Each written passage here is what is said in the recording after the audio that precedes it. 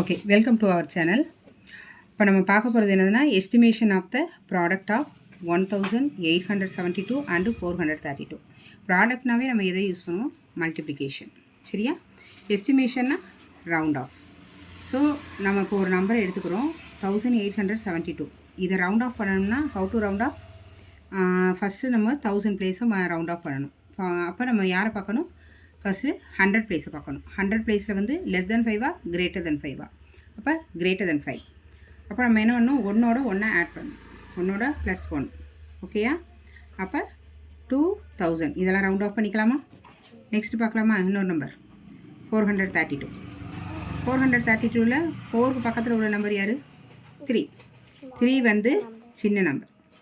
இப்போ அதாவது 5 விட ரொம்ப சின்ன நம்பர். அதனால் நம்ம என்ன பண்ணுறோம்னா 4 அப்படி வச்சுக்கணும். Stay the same. ஸோ 4 போட்டு 2 0. ஓகேயா? இப்போ நமக்கு என்ன கொஸ்டின் கேட்டிருந்தாங்க? ப்ராடக்ட்னா என்னது? மல்டிபிள். அப்போ 2000 × 400 மல்டிபிள் பண்ணிக்கலாமா? பண்ணலாமா? ஓகே. இப்போ எப்படி ஈஸியாக பண்ணலாம்னு சொல்லலாமா? 4 2s are 8. இப்போ இந்த 0 ஃபுல்லாக கொடுக்கலாம். 1 2 3 4 5. 1 2 3 4 5.